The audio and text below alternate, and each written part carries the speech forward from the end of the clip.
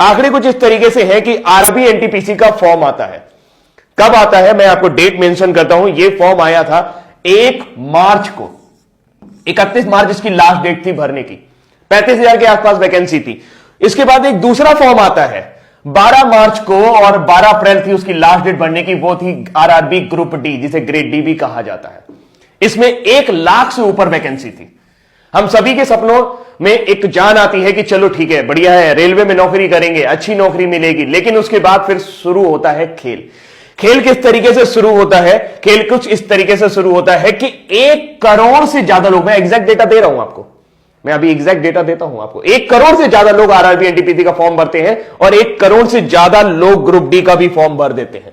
अगर आप देखें तो 1,26,30,885 लोगों ने एनटीपीसी का फॉर्म भरा हुआ है और 1,15,67,248 लोगों ने आपका ग्रुप डी का फॉर्म भरा हुआ है। और अगर हम इस आंकड़े को और आगे लेके जाएं दोस्तों, तो ये आंकड़े और भी ज्यादा चौंकाने वाले हैं कि अगर आप टोटल फॉर्म भरे जाने की संख्या देखें तो ये इतनी बड़ी संख्या है कि 2,41,98,133 लोगों ने फॉर्म भरा है। सिर्फ 1 लाख वैकेंसी ग्रुप डी, अगर उसमें 35,000 एनटीपीसी भी जोड़ दे तो 1,35,000 वैकेंसी के लिए। आप समझ सकते हैं कि आज की डेट में बिल्कुल एकदम सिंपल सा आइडिया यह है कि भारत में 10 करोड़ लोग बेरोजगार हैं, जो किसी ना किसी तरह की बेरोजगारी से ग्रस्त हैं, जिनकी डेली की इनकम 200 रुपए भी नहीं है। जी हां, जो महीने में 6,000 रुपए भी नहीं कमा सकते हैं। आज की डेट में 80 रुपए पेट्रोल हो गया। और सबसे बड़ी बात है कि मार्च का फॉर्म आया, फिर कहते हैं कि टेंटेटिव डेट आपके एग्जाम की हो जाएगी सितंबर, जून से सितंबर के बीच में आपका एग्जाम करा देंगे। बहुत बढ़िया बात है। अब सबसे बड़ी बात यह है कि इन्होंने इस फॉर्म के लिए जनरल कैटेगरी से 500 रुपए लिए थे।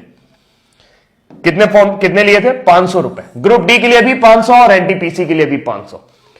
अगर मैं मान लेता हूं सारे जनरल लोगों ने भरा होगा तो यह मैक्सिमम अमाउंट पहुंचता है 1200 करोड़ रुपए, 1,200 करोड़ रुपए। अगर मैं मान लेता हूं कि सारे के सारे कैटेगरी वाले लोगों ने फॉर्म भरा होगा जिनके फॉर्म की फीस 250 रुपए थी, तो यह आंकड़ा पहुंचता है जस्ट हाफ 600 करोड़ रुपए। लेकिन ऐसा होगा नहीं कि सारे जनरल ने भरा हो, सारे एससी ने भरा हो या सारे कैटेगरी वाले लोगों ने भरा हो।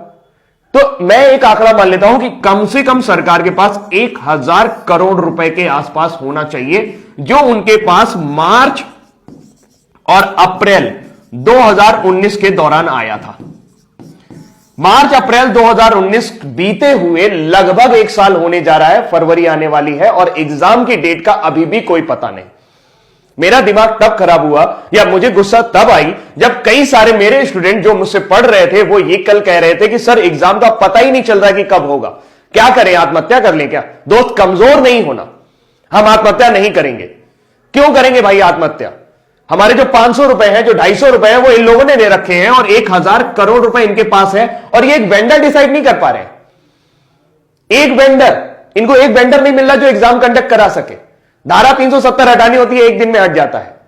एनआरसी सीए लाना होता है, 1 दिन में आ जाता है।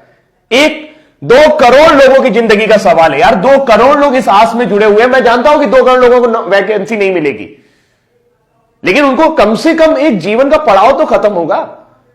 जो दिन भर वो टेंशन में रहते हैं कि तैयारी करनी है, तैयारी करनी है, तैयारी करनी है। दुनिया भर के कोचिंग वाले, दुनिया भर के चैनल वाले सब उनको बेवकूफ बनाने की कोशिश कर रहे हैं और लगातार उनसे पैसे ऐंठ रहे हैं। एक बैच शुरू होता है, फिर दूसरा बैच शुरू होता है, फिर तीसरा बैच शुरू होता है। बैच खत्म होने का नाम नहीं ले रहा है और नौकरी आने के नाम नहीं ले रही। क्या आपकी कोई जिम्मेदारी नहीं बनती है? नेताजी, मैं आपसे ही कह रहा हूं, ये वीडियो इतना शेयर करना कि नेताजी तक पहुंच जाए। क्या आपकी कोई जिम्मेदारी नहीं बनती है कि 2,41,00,000 लोगों के ऊपर आप ध्यान दें? यह संख्या आपके लिए मायने नहीं रखती है और आपके लिए नहीं मायने रखती तो ये 1,000 करोड़ रुपए का आप कर क्या रहे हैं? ये किसी घोटाले से कम है क्या? किसी भी बैंक में डाल दोगे, घटिया से घटिया बैंक में भी अगर 1,000 करोड़ रुपए डाल दोगे तो वो बैंक जिंदा हो जाएगा।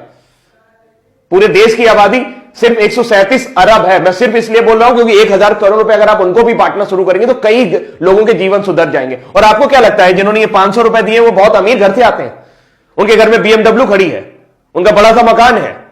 जी नहीं, वो कभी भी आरआरबी ग्रुप डी और एनटीपीसी की नौकरी करने नहीं आएंगे। ये वो लोग हैं जो तिल तिल करके तैयारी कर रहे हैं, अपनी मेहनत खून पसीने की कमाई से तैयारी कर रहे हैं, वो पैसा देने की कोशिश कर रहे हैं।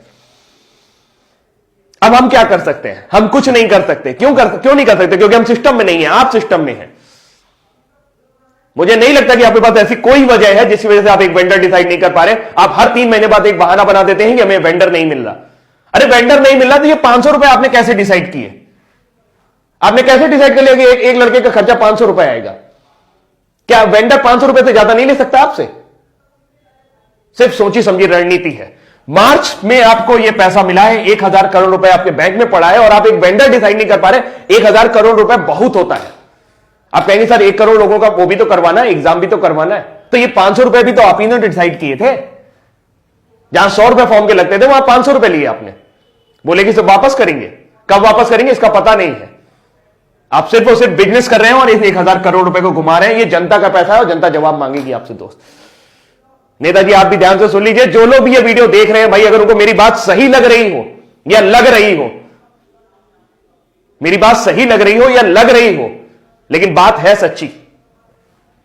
मुझे गुस्सा इसलिए आता है क्योंकि मैं एक टीचर हूं और बहुत सारे बच्चे ऐसे हैं जो मुझसे पढ़ते हैं और उनके अरमानों को जब मैं घुटता हुआ देखता हूं, जब उनके चेहरों को मैं उदास देखता हूं, सिर्फ इस वजह से कि सर समय बीतता जा रहा है और हमारी एनर्जी, जी हां, आपके पास जो 65% युवा है उसमें से 2 करोड़ 41 लाख लोग अभी भी इस एग्जाम की तैयारी कर रहे हैं। ये सिर्फ एक एग्जाम की बात है। एसएससी के साथ भी आपने यही किया था। लोगों के एक साल आपने बर्बाद कर दिया और इस तरीके के कई साल आप बर्बाद कर रहे हैं। उत्तर प्रदेश में एक वैकेंसी और लटकी पड़ी है 69,500, उसमें भी कोर्ट केस चल रहा है। अरे जब नौकरी देनी नहीं होती तो निकालते क्यों है यार? क्यों मजाक करते हो हमारे साथ?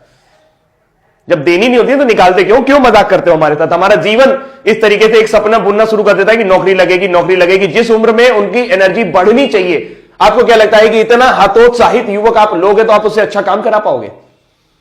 जो 1 साल 2 साल तैयारी करके आया होगा, जिसके लिए नौकरी मिलना ना मिलना सब बराबर हो चुका होगा।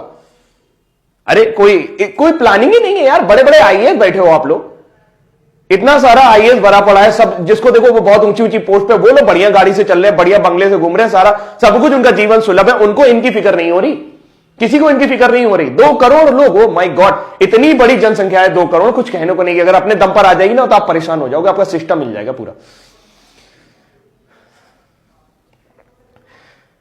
बहुत बुरा है, बहुत बुरा है। भावुक हूं मैं, बहुत ज्यादा बुरा है। अभी के लिए इतना ही रखता हूं, लेकिन उम्मीद करता हूं कि मैसेज आपको मिल गया होगा। इस वीडियो को इतना ज्यादा शेयर करिएगा कि सबके पास तक पहुंच जाए।